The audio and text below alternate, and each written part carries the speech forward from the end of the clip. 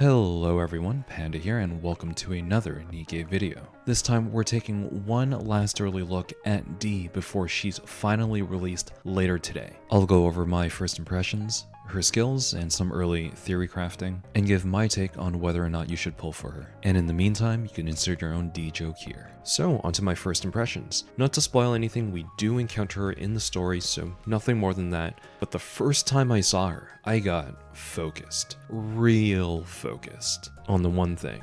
Those spats and that ass. It turns out she actually unlocked a childhood anime memory of mine. Which is probably the first time I've really seen or used the word spats, which came courtesy of Kanbaru from the Monogatari series. So that aside, let's take a quick moment to see what the banner video would look like. So even though she's one of those dreaded Nikkes that wears a damn coat, you can still see very clearly the assets that she brings to your team. In all seriousness though, she has a frighteningly awesome burst animation, and I'm gonna wonder what she's carrying on her bag, because it looks to be a body bag that is still wiggling. Maybe we'll get to learn more about it in her Bond stories. And next up, let's dive right into her skills. This early preview of the skills comes courtesy to us from the awesome folks at Nikke.gg. And once D is officially released, they'll post their analysis, so keep an eye out for that. I'll include a link in the video description for D's page on Nikke.gg. And just keep in mind we're looking at all the skills as if they were at a base level 1. So for her first skill, nothing too amazing or impressive.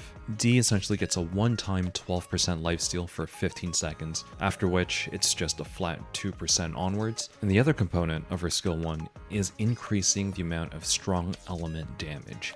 28% by itself isn't too high, but as you'll see, it stacks onto her skill 2, which makes it a lot more attractive. So overall, I don't imagine her skill 1 to be a priority, but if the skill was fully maxed out to level 10, she would have pretty decent self-sustain. And onto skill 2, which is where the fun begins. So she essentially charges your burst gauge completely. Granted, this is only a one-time thing when the boss shows up. This is denoted by the phrase, when the target appears. We know how this mechanic works because when Viper's skills were leaked, her skill 1 also mentioned when the target appears, and after she was playtested, it was confirmed it's only on the boss. But that's not such a bad thing, especially for the special interception fights, union raids, and co-op. And the second part of the skill, becoming immune for X seconds, I don't believe that's really useful other than for some particular sentry bosses within campaign or tribe towers, but who knows, it might be some future proofing for future raptures. But overall, I can think of one particular current special interception boss that this is applicable to, and that is Modernia. Since you need to break her core as soon as possible, you want to get your burst going as quick as you can. And hey, her lasers do stun you, but look at D, immune to stun. So it means that if you are controlling D manually in the fight while the rest of your Nikkes are cowering in cover, she can just face tank the laser and continue dealing extra damage to Modernia through that attack phase. And for the second part of her skill 2, she once again has additional strong element damage. Now stacking this with her skill 1 and just at level 1, that's a combined 70% increased strong element damage. And this doesn't even account for leveled up cubes yet, because at level 5, the Harmony cubes will provide additional strong element damage. Now the skills at level 10, granted this is just a leak, so the numbers and skills could change upon final release. Skills alone will give you a combined 137 additional strong element damage, which could be devastating if facing off against the right boss element. Now finally onto her skill 3. This is where I think she'll really shine and will be the skill to level up as a priority. She's a 40-second burst, which is to no one's surprise as a burst 3, where she deals X damage to all enemies. The base percentage isn't particularly high, and that's okay, because the second part of her burst skill more than makes up for it. The entire team will gain X damage, supposedly 17% as base and up to 42% at level 10, when attacking an enemy part. So this has tremendous implications in our special interception fights when we're trying to break Modernia's core as soon as possible, and even for bosses like Alteisen where you're trying to destroy the missile launchers and turrets as fast as possible. So funny enough, I remember a recent comment that someone left in my Modernia guide videos where they just couldn't destroy the core fast enough. And I said other than skipping the intro animation to get your AI controlled Nikkes to also shoot at the core, there really isn't a shortcut. Well, not until now. So you can bet that I'll be making new guides featuring D against bosses where it's important to destroy a boss part as soon as possible. This is also very useful in Union raids where when you destroy a certain boss part, it might give you additional damage to a boss.